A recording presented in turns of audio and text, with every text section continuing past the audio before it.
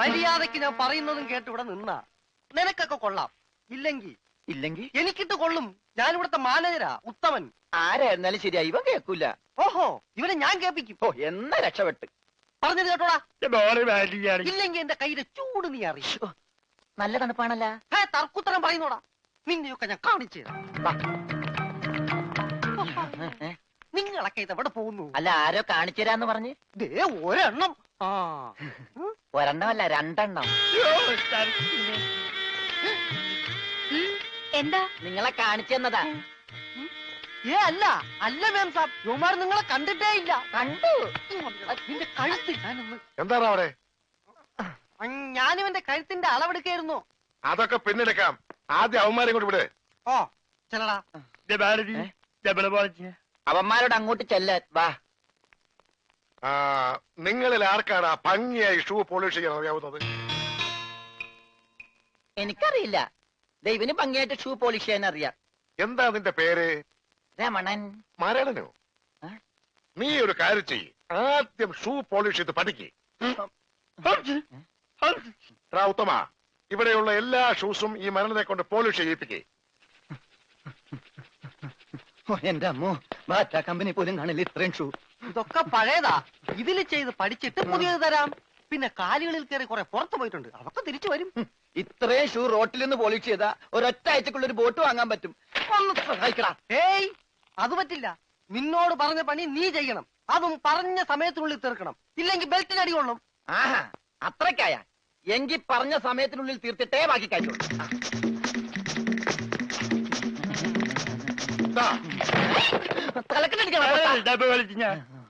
പെട്ടെന്ന് തീർത്താൽ ഉടനെ അടുത്ത പണി തരാം. തീരുമ്പ പണി തരാൻ ഞാൻ എന്താ കുപ്പിന്ന് വന്ന ഭൂത? നിങ്ങളിൽ ആർക്കാ നല്ല ഭംഗിയായിട്ട് അലക്കാൻ കഴിയുന്നത്? അടുത്ത പണി ആർക്കാ? എനിക്ക് ഭംഗിയായിട്ട് അലക്കാൻ അറിയാം. ഇവന് ഒട്ടും അറിയില്ല. ഞാൻ പഠിപ്പിക്കാം. വേണ്ട, വില കൂടിയ ഡ്രസ്സാ. അറിയാത്തവൻ ചെയ്താ അതൊക്കെ കീറും. പിന്നെ നീ തന്നെ അലക്കിയാ മതി. തുമ്മിക്കോ, നിന്റെ ഒടുക്കത്തെ തുമ്പലാണെന്ന് നീ മറക്കണ്ട. എവിടെ അലക്കല്ലേ?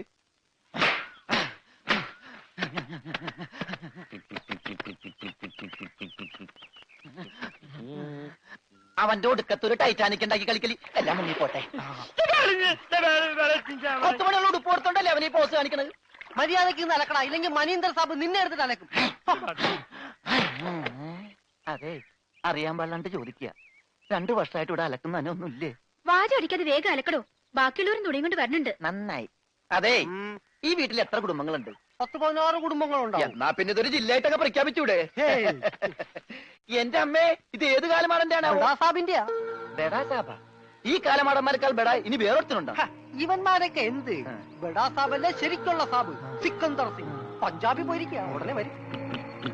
അങ്ങേരൊന്ന് വന്ന് നിന്നാ മതി, അപ്പ മൂത്രമൊഴിക്കും. അങ്ങേർക്ക് അതിന്റെ അസുഖം ഉണ്ടാ? അങ്ങേരല്ല, ഇപ്പൊ കണ്ട കൊമ്പന്മാരില്ലേ അവര്. യുവന്മാർക്കെല്ലാം ബെഡാ സാബിന് വലിയ പേടിയാ. എനിക്കും. കാണ കഴിയാനൊന്നും എനിക്ക് പറ്റൊന്നുമില്ല. നഹി നഹി എന്ന് പറഞ്ഞാ നഹി. പോടോ ഹേ. ചെല്ലടാ, ചെല്ലി പോയി കാണ കഴുക്. നല്ല വൃത്തിയായിട്ടൊക്കെ കഴുകണേ. കാണല്ല, ഖാന. ചപ്പാത്തി തിന്നാൻ അയാളെ വിളിച്ചത്. ആണാ? എന്റെ അമ്മ വിശന്നിട്ട് നിക്കാൻ പറ്റണില്ല. വേണ്ട, ഇനി അങ്ങോട്ട് ചെല്ലണ്ട. വേണ്ടാന്ന് പറഞ്ഞിട്ട് തിന്നാൻ ചെന്നിരുന്നാലേ അങ്ങേര് നിന്നെ ചപ്പാത്തി ആക്കി ചുടും. എന്റെ ദൈവമേ, എന്തൊരു ചിറ്റണത്. പണിയൊക്കെ എനിക്ക് തീറ്റ അവനും. പിന്നെ എന്തെങ്കിലും എല്ലാരും തിന്നു കഴിയട്ടെ, നിന്ന് അലക്ക്. എന്തുവാ ഇത്? ഇതെന്നെ മുതലാളിയാണെന്ന് ഒരു സെക്കൻഡ് ഞാൻ ചിന്തിച്ചു പോയി. അയ്യോ, ഇത് നിന്റെ മുതലാളിയല്ല. ബെഡാ സാബിന്റെ ഒരേ ഒരു പെങ്ങള് മേം സാബിന്റെ ചുരിദാറാ. ഈ ചുരിദാറിനൊന്ന് വേദനിച്ചാ മതി, ബെഡാ സാബ് നിന്നെ ഈഞ്ച പരിവാക്കും.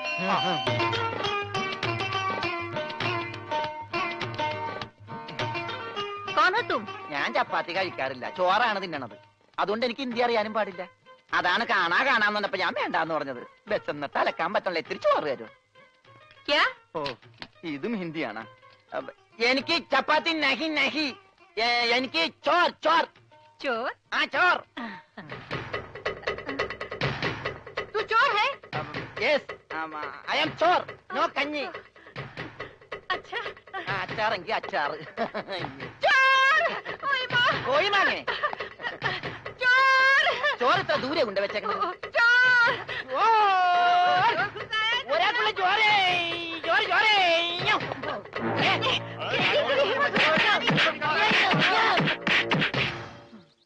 പതുക്കെ.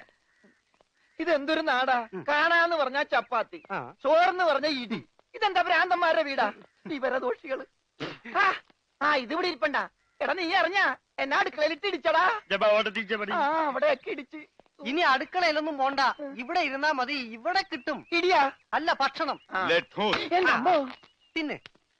ഇതെന്ത് പണ്ടാരോളൂ? ഭക്ഷണം. ഇതെങ്ങനെ തിന്നാനാ? ബായി കുറച്ച് ചാറ് തരോ? ചാർ? ചാർ ചാർ. ദേ പിന്നെ ഇടണ്. ഇതെന്താടോ? 1 2 3 4 6 5 6 പേട്ടയ്ക്ക് കോട്ട്. ഒന്ന് പോടാ അവിടെ നിന്ന്. നീ കയ്യഴുണില്ലേ? പിന്നെ 24 മണിക്കൂർ അലക്കിക്കൊണ്ടിരിക്കണം ഞാൻ കൈകഴുകു. അത് ഇത് തിന്നാനായിട്ട്. ഇവിടെ അറക്കമില്ല വല്ലോ ഉണ്ടോ ഒന്ന് അറപ്പിക്കാൻ? ഇന്നത്തെ ഭക്ഷണം കൊള്ളാം, നല്ല മയമുണ്ട്. തിന്ന് തിന്ന്. അപ്പൊ ഇതാണല്ലേ പുതിയ 2 പണയൊരുപ്പടികൾ? പക്ഷെ യുവന്മാര് കുഴപ്പമൊന്നുമില്ല മാം സാബ്, നല്ല പിള്ളേരാ. ചപ്പാത്തിക്ക് അച്ചാറാ? ഇതൊന്നും നടക്കൂല. വേറെ കറിയൊന്നുമില്ലേ? ഓഹോ, 5 സ്റ്റാർ ഭക്ഷണം കഴിച്ച് സുഖിക്കാൻ വന്നാണല്ലേ? വേഗം ഇതും കഴിച്ച് ജോലി നോക്ക്. ഞങ്ങൾ മലയാളികൾക്ക് ഈ ഗോതമ്പ് ഷീറ്റ് കഴിച്ചൊന്നും ശീലില്ല. എന്നിട്ട് ഇത് ഇയാളെ കണ്ടോ ഒരു അക്ഷരം മിണ്ടാതിരുന്ന് കഴിക്കുന്നത്? അവൻ എന്തു കൊടുത്താലും ഒന്നും മിണ്ടില്ല, എന്തു പറഞ്ഞാലും കേൾക്കുകയില്ല. എന്താ പൊട്ടനാ? അതെ, പൊട്ടനാ. എന്ന് വെച്ചാൽ അതിന്റെ അഹംഭാവം അവനില്ലട്ടാ.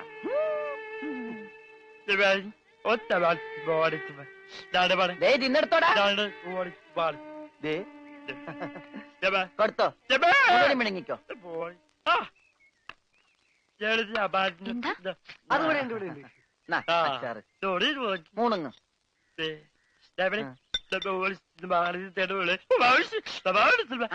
ഹോർലിക്സിൽ ബോൺവിറ്റ അലക്കി കൊടുക്കാൻ.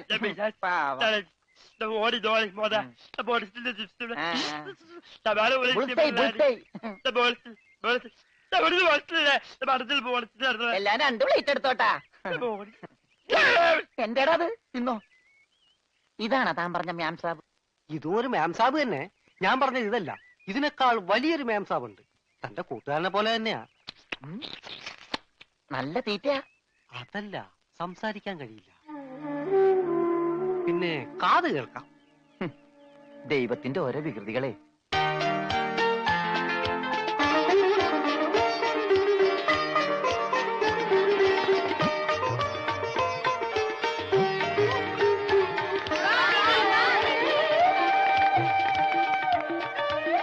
പൂജ, ഇങ്ങ് വന്നേ, ഒരു സംഗതി കാണിച്ചു തരാം. വാ, ഒരാളെ ഞാൻ നിനക്ക് കാണിച്ചു തരാം. നീ കാണേണ്ട ആളാ.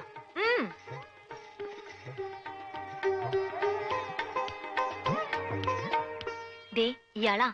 ചെവിയും കേൾക്കില്ല, സംസാരിക്കാനും കഴിയില്ല.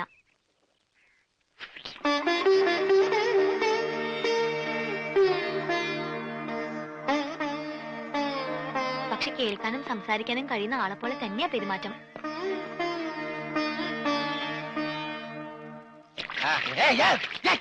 തലയോടി വെള്ളം വെച്ച് പിന്നെ ഞാൻ കൊല്ലും.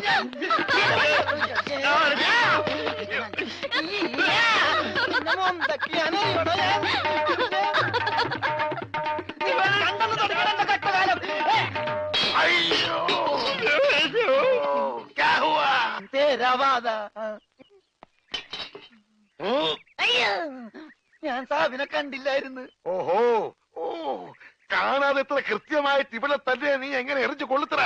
ഞാൻ ദൈവനെ എറിഞ്ഞത്. ഈ മിണ്ടാപ്പുറാണിയാണോ നീ എറിഞ്ഞത്? എടാ എറിയടാ, അവന്റെ മോന്തയ്ക്ക് തന്നെ കൊള്ളണം. ഈ ഭാഗത്ത് എറി.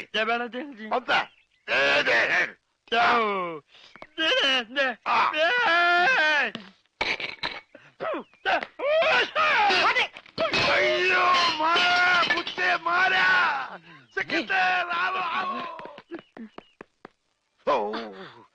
तेरे वर्गा बेवकूफ इस जगह मिस मिलना मुश्किल है.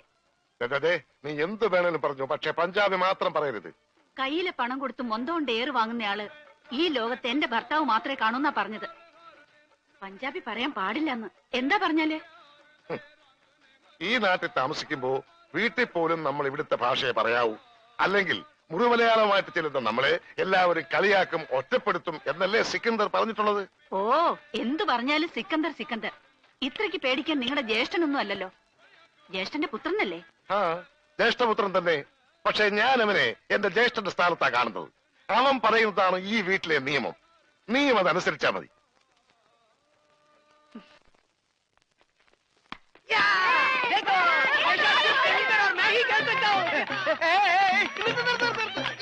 ഈ കളി ഇതിനകത്ത് നടക്കൂല. അതിന് ഇതിനകത്ത് കളിച്ചില്ലല്ലോ. ഈ പണ്ടാരം പിടിച്ച കളി ഇവിടെ നടക്കൂലെന്ന്. കാലൊടിഞ്ഞ എന്ത് ചെയ്യും? കാലൊടിഞ്ഞ പ്ലാസ്റ്റർ ഇടും. നിന്റെയൊക്കെ കാലൊടിഞ്ഞ പ്ലാസ്റ്ററാ. ഈ തൂണിന്റെ ഒക്കെ കാലൊടിഞ്ഞാൽ പ്ലാസ്റ്റർ ഇടാൻ പറ്റൂല. പ്ലാസ്റ്റിക്കാണ്. ഞാൻ പോണോന്നാ? നീ പോണോ? ഈ കാണുന്നതെല്ലാം എന്റെ. എനിക്ക് ഇഷ്ടമുള്ളപ്പോ ഞാനിവിടെ വരും.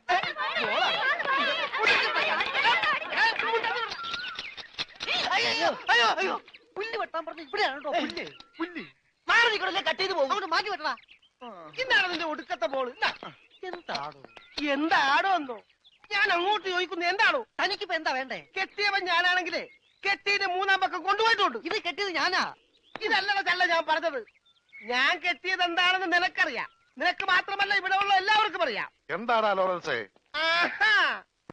എന്താടാ എന്നാ? ലോറൻസ് എന്നാ? ഞാൻ കെട്ടിയവനാണെങ്കിലേ മൂന്നാം കെട്ടിയോനാ? അതെ. അപ്പൊ കെട്ടിയോളാരാ? ഇയാള് എന്നെ കെട്ടിയ ആള്. കെട്ടിയോനും കെട്ടിയോളും ഒരാളാ? ആ കെട്ടിയോളല്ല, ഈ പന്തല് കെട്ടിയ ആള്. പന്തലാ?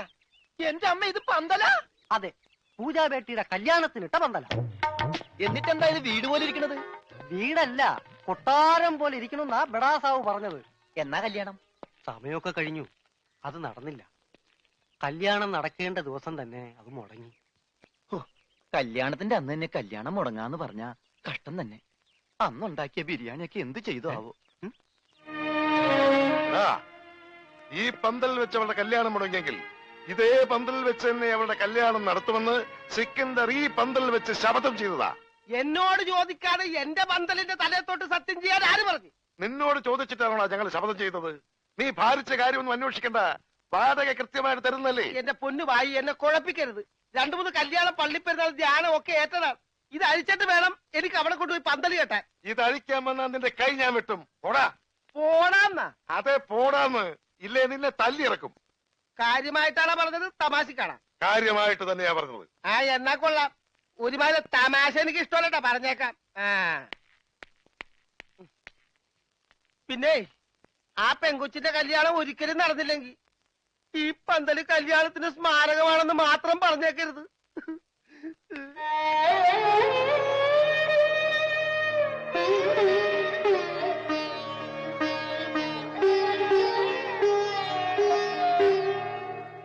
ആ പന്തലിൽ വെച്ച് തന്നെ പൂജാബേട്ടിയുടെ കല്യാണം നടത്തും എന്ന് സിക്കന്ദർ സാബ് ശപഥം ചെയ്തതോടെ ഈ വീട്ടിലുള്ള മറ്റുള്ളവർ മറ്റൊരു ശപഥം കൂടെ ചെയ്തു. ഇനി പൂജാബേട്ടിയുടെ കല്യാണം കഴിഞ്ഞിട്ടേ ഈ വീട്ടിലുള്ള മറ്റാരെങ്കിലും കല്യാണം കഴിക്കൂന്ന്. അത് നന്നായി. പെട്ടെന്നൊരു കല്യാണം വന്നാ തുണി അലക്കി അലക്കി അലക്കി എനിക്ക് കല്യാണം കഴിക്കാൻ പറ്റാത്ത അവസ്ഥയാവും. പക്ഷെ പെട്ടെന്നൊരു കല്യാണം നടക്കും എന്റെ. എടോ, കല്യാണം കഴിക്കണമെങ്കിൽ മിനിമം താലി കെട്ടാനുള്ള ആരോഗ്യമെങ്കിലും വേണം. മിനിമം ഒരു പെണ്ണിനെയൊക്കെ താലി കെട്ടാനുള്ള ആരോഗ്യം ഈ ശരീരത്തിനുണ്ടോ? ഇല്ലെങ്കിൽ അവൾ എന്നെ പ്രേമിക്കോ? ദൈവമേ, ഈ ശരീരത്തിനോടും പ്രേമോ? അതേടാ, മേരാ പ്യാരി സോനാരെ. സോനാര് അതായത് എന്ന് പറഞ്ഞ തങ്കമേ. ഓ, അപ്പൊ തങ്കമ്മേതാ പെണ്ണിന്റെ പേര്? തങ്കമ്മ എന്നല്ലടാ പോത്തെ.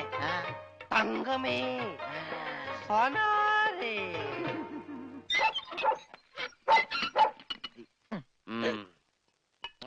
വേഗം ഒഴിക്കടാ. ഒഴിക്കല്ലേ, ധൃതി പിടിക്കല്ലേ.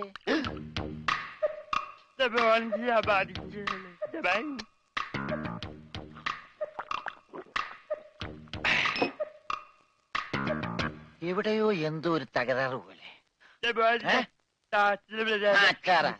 തോണ്ടി നാക്കിന്റെ മർമ്മത്ത് തേക്ക്. അയ്യ, എന്തൊരു എഴുത്. ഇത്തിരി സോഡ കൂടി. ആ ഒഴി ഒഴി ഒഴി. എന്റെ അച്ഛന്റെ അച്ചാറ്.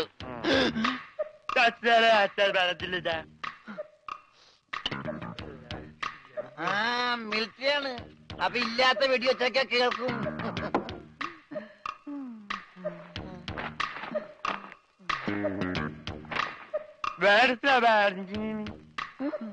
എന്നാ പിന്നെ കിടന്നുറങ്ങിക്കൂടാ.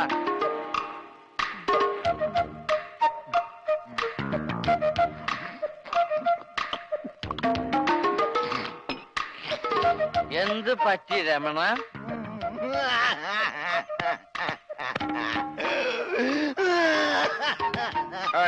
പാവം പോട്ടെ പോട്ടെ.